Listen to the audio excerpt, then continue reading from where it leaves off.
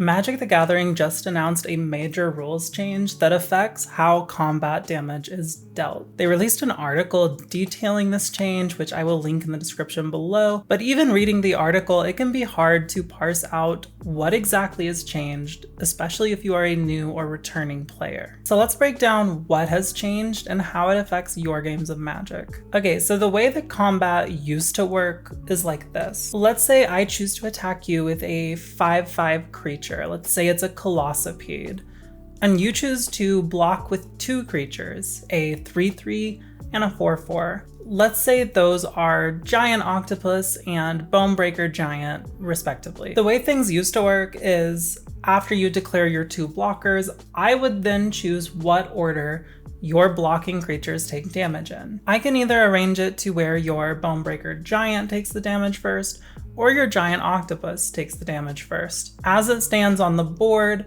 my creature has enough power to kill either of your creatures. So really, I'm just choosing which one is going to die.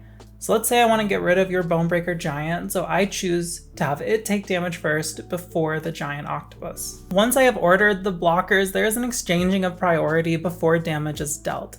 This is extremely important and a big part of what is changing, because during this brief moment, after your blockers have been declared and I have ordered them, but before damage has been done, you have an opportunity to cast spells and activate abilities. So let's say after I have ordered the blockers, you decide to cast Giant Growth on your Bonebreaker Giant before damage is dealt. So you Giant Growth your Bonebreaker Giant, turning it from a 4/4 to a 7/7.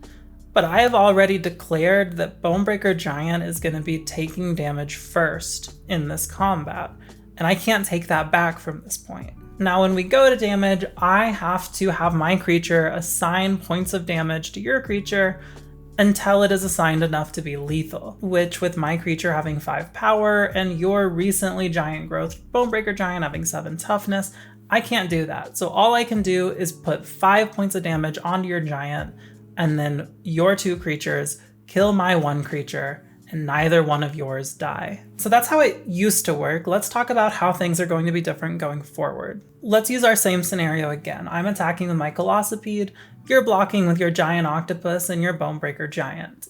With the new rules change, I no longer have to order your blockers.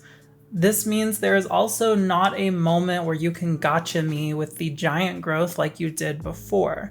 You can still cast Giant Growth before we get to damage, but I no longer have to just run my 5/5 into your 7/7 to no avail. This means that pump spells are across the board weaker than they used to be. So you declare your blocks and we go to damage without any pump spells. I now get to assign my 5 points of damage to your creatures however I please. This is another change from how things used to work. I no longer have to assign enough damage to each creature for it to be lethal. Maybe I choose to deal 4 damage to the Bonebreaker Giant and 1 to the Octopus. Maybe I choose to deal 3 to the Octopus and 2 to the Bonebreaker Giant. Or maybe I choose to deal 3 damage to your Bonebreaker Giant and 2 damage to your Octopus, killing neither but leaving them both at 1 HP, so then after combat I can cast a card like In the Festivities to deal 1 damage to each of them and kill them both. As you can see, this is a very subtle change, but one that has an enormous impact. This is effectively a nerf to all pump spells and combat tricks in Magic.